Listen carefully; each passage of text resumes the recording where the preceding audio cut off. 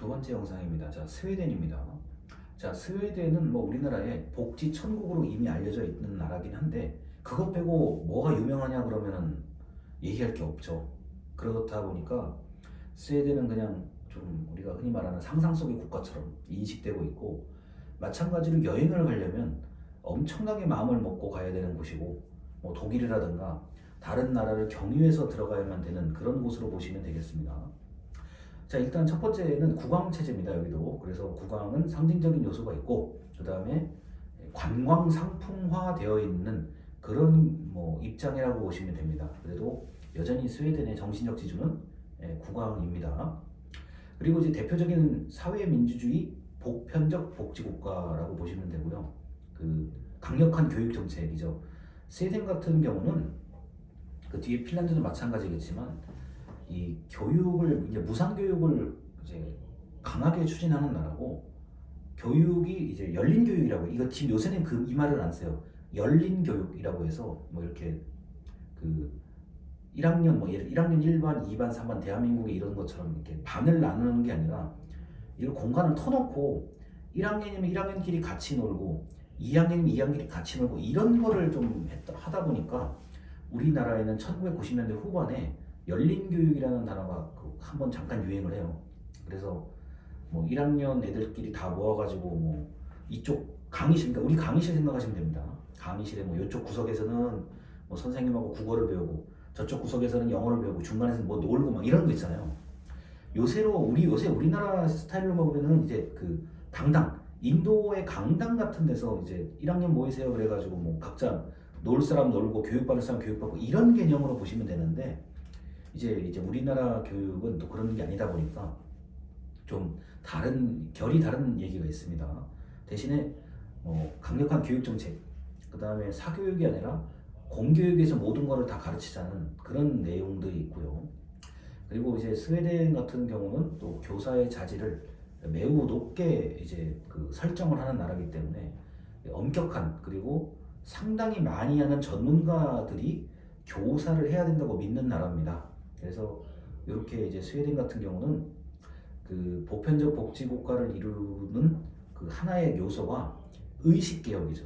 교육 수준을 높여서 흔히 말하는 평등이나 형평이나 이런 것들에 대한 그 아주 높은 의식을 가르치고 있는 나라입니다. 만약에 이게 아니라 그런다 그러면 왜 내가 세금을 많이 내서 저들을 도와줘야 됩니까? 나는 더 받고 싶은데 왜 이거밖에 안 줍니까? 이게 분명히 그런 갈등이 생겨요. 물론 스웨덴이라는 나라도 그런 그 갈등이 없는 나라는 아닌데, 그래도 어릴 때부터 이게 꾸준하게 평등이냐 형평이 뭔지를 배워온 거하고 다르죠. 그걸 안 배우고 이제 하는 거하고 그걸 배우고 사는 거하고는 천지 차이가 나기 때문에 그렇습니다. 그 다음 타협과 중용의 정치 문화인데, 마찬가지로 노르웨이처럼 이게 스웨덴도 첫 번째 의회가 기조가 계속 이어져요. 그래서 정치인은 바뀌더라도 정치 문화, 그 다음에 정치 철학은 바뀌지 않는다는 게 아주 이제 특징적이고요. 그다음 마찬가지 여성의 참정권에 매우 높은 관심과 실천이 있습니다. 그래서 이제 스웨덴이 우리가 알고 있는 가장 여성에 관한 어떤 그 인권이 가장 높다고 보시면 되고, 페미니즘이 이게 상당히 결이 높은 수준에 있는, 그러니까 정책 수준이 굉장히 높은 데에 있어요. 그래서 스웨덴을 만약에 제가 스웨덴 헌법 같은 거를 제가 예전에 보면은 첫 번째가 웰페어의 복지고, 한 두 번째인가 세 번째인가에 그 젠더 얘기가 나와요. 그래서 그 여성과 남성에 대한 그 젠더 교육이 나오고, 거기에 또 큰 영역을 차지하는 게 페미니즘으로 되어 있습니다. 그래서 이 스웨덴 같은 경우는 어릴 때부터 제가 이 교육을, 특히 전 스웨덴 교육 같은 거 가만히 보고 있으면은 이제 남성성, 여성성을 이렇게 좀 어느 정도 좀 이렇게 맞춰가려는 교육들을요. 즉, 그 남자 아이한테 여자아이가 그 할 수 있는 장난감으로 놀게 하고, 뭐 여자아이한테는 남자아이가 할 수 있는 장난감까지 놀게 하고, 그 다음에 색깔 교육이요. 그래서 뭐 남성성을 상징하는 색깔은 여성들에게 한번 이걸 좀 체험시키게 하고, 자 반대인 경우는 또 반대로 하고요. 이런 식으로 그 어릴 때부터 거의 3, 4살 때부터 시작이에요. 이게 3, 4살 때부터 그 성평등 교육을 강력하게 실시하는 나라 중에 하나입니다. 자, 그리고 이제 그 스웨덴은 그 세금 부담이 커요. 그런데 세금을 장기적으로 아주 약간씩 늘리면서 복지 재정을 확보하고 있다는 점이 우리나라하고 좀 다른 겁니다. 그래서 왜 그 나라도 일하는 만큼 더 가지고 싶은 사람들이 왜 없겠습니까? 그런데 이게 이제 내가 세금을 내는 게 내가 아프거나 늙었을 때 고스란히 돌려받는다는 게 확신이 있기 때문에 그러는 거예요. 만약에 내가 지금 세금 많이 내는데 내가 나이 들었을 때 그만큼 대접을 못 받는다 그러면 누가 내겠습니까? 그게 아니라 점진적으로 자, 세금도 좀 늘리고 재정을 확보한다는 차원에서 이게 이제 그렇게 이해를 하셔야 되겠습니다. 그리고 3번인데요.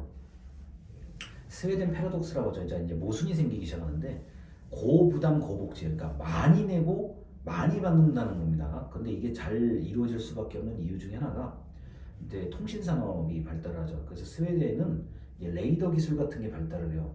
근데 저한테 이렇게 얘기하실 수도 있습니다. 아니 뭐 레이더 뭐 우리 집에는 그런 거 없는 것 같은데 뭐가 중요하냐고 하는데 이 레이더 장비는 일단 하나가 고가예요. 한 대가 고가고 뭐 우리가 배 같은데 보통 스웨덴의 레이더 같은 게 잘 장착이 돼요. 그리고 이게 또 예전에 이게 또 날씨가 춥고 그 통신에 좀 이렇게 꽂혀서 하신 분들이 좀 과학자들이 있거든요. 통신에 꽂힌 과학자들이 계셔가지고 유선이 아니라 무선으로 하는 걸 생각을 하게 되는 거죠. 그러다 보니까 전파, 레이더 기술이 발달을 하고요. 우리가 흔히 말하는 방사능 탐지 기술 같은 거 있죠. 방사능이 뭐 바람을 타고 어디를 가냐 이런 거 있잖아요. 이런 기술도 스웨덴에서 측정하는 게 스웨덴 기계로 측정하는 게 뭐 가장 보편적이라고 보시면 되겠습니다. 그만큼 정보통신 탐지 감지 영역이 스웨덴이고요. 그 다음에 이제 쓸데없는 거 다 줄이는, 쓸데없는 거 다 빼는 아주 간결한 디자인을 보통 이제 스웨덴에서 많이 얘기를 하죠. 그래서 이 디자인 산업도 왜 군더더기 없이 딱 이렇게 깔끔하게 돼 있는 디자인이요. 이런 걸 또 우리나라에서도 굉장히 선호하잖아요. 그래서 스웨덴의 디자인 산업도 만만치 않은 겁니다. 그리고 이제 스웨덴의 높은 복지 수준을 바칠 수 있는 거는 법인 소득세가 낮아요. 그러니까 개인 소득세는 높은데 법인 소득세가 낮다는 거는 기업이 활동을 하고 활동하는 만큼 뭐 돈을 많이 낸다는 게 아니라 활동은 활동대로 많이 하고 기업은 기업 돈 버는 거 많이 하고 세금을 조금 내게 하는 거. 그 다음에 기업이 활동을 많이 한다는 뜻은 고용을 많이 하라는 얘기예요. 고용을 많이 하고 안정적으로 꾸준히 직원이나 사원을 데리고 꾸준히 가라는 얘기입니다. 만약에 회사마저도 세금을 많이 내라 그러면은 세금 내고 뭐 재료값 원자재 하면은 돈이 얼마나 남는다고요? 안 하죠 그러면요. 그래서 스웨덴 같은 경우는 개인이 내는 세금이 좀 높은 편이고 법인이 내는 세금이 좀 낮아가지고 이게 고용을 좀 안정화시키고 그 다음에 사업을 확장하는데 또 일자리가 필요할 거 아닙니까? 그런 식으로 해결을 하고 있는 나라예요. 저도 이게 언뜻 이해가 안 됐었는데 아니 사람들이 예를 들어 뭐 1,000만 원을 벌었는데 한 6,700만 원이 세금이에요. 또 1,000만 원 열심히 벌었는데 6,700만 원이 세금이 그러면은 이게 사람이라는 게 아무래도 이상한 생각을 하잖아요. 내가 한 달에 밥도 좀 안 먹고 놀지도 않고 1,000만 원 벌었는데 6,700만 원이 세금이라 그러면은 예를 들어서요. 공과금까지 해가지고 굉장히 일할 맛이 안 날 거 아닙니까? 그런데도 불구하고 이게 이렇게 유지가 된다는 거는 확실히 내가 지금 내고 내가 나중에 또는 어려울 때 받을 수 있기 때문에 이런 걸 하는 거지 이게 안 되면은 불가능한 얘기예요. 그리고 스웨덴이 뭐 바다에서도 웬만큼 산업이 괜찮고 방금 말씀드린 통신과 디자인도 괜찮고 그 다음에 스웨덴이 임업이요. 나무가 또 웬만큼 또 산업으로 또 쓰이거든요. 그러다 보니까 상당히 괜찮은 국가입니다. 자, 그리고 뭐 여기 아이스하키 같은 스포츠를 좋아하시는 분이 있는지 모르겠는데 아이스하키를 비롯한 뭐 동계 스포츠라고 동계 올림픽에 관련된 스포츠는 또 스웨덴이 웬만큼 잘하고 있다는 거죠. 그래서 뭐 흔히 말해서 스키나 이런 장비 같은 거 있잖아요. 뭐 스노우보드랑 장비 같은 것도 스웨덴 게 좋아요. 제가 지금까지 겪어보면은 스웨덴 게 비싸서 그렇지 굉장히 좋은 제품들이 많습니다.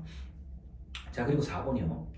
자, 공교육은 모두 무료입니다. 자, 스웨덴은 더더욱이나 공교육이 모두 무료고 교사 수준도 매우 높은 편이라서 제가 알기로는 대학원을 무조건 졸업을 해야만 선생님이 될 수 있어요. 이런 나라들은요. 그래서 인적 자원마저 없으면 아까 노르웨이도 마찬가지고 핀란드도 마찬가지고 인적 자원이 없으면 이걸 누가 하냐는 거예요. 즉 사람을 좀 잘 개발을 시켜야 이 사람들이 나중에 뭐 세금도 내고 복지 혜택도 받는 거지. 만약에 사람의 수준이 낮으면 이 자기가 하는 거를 안 할 거라고 생각을 하는 거죠. 그러니까 흔히 말해서 자기가 책임지고 자기가 부담을 해야 될 거를 이 안 하면 안 되잖아요. 그러다 보니까 공동체의 수준이 그 공동체가 유지가 되는 거고 교사의 수준이 높아서 어릴 때부터 굉장히 열심히 가르치는 거죠. 그래서 뭐 이런 그 5번에 이게 영어가 아니라 가지고 그러는데 제가 발음을 정확하게 못 하겠는데 자 적당이라는 단어가 있고 그 다음에 이제 안정이라는 단어가 있습니다. 그래서 이 적당이라는 단어와 안정이라는 단어는 이제 스웨덴 사람들의 어떤 그 문화 인식을 얘기하는 거고요.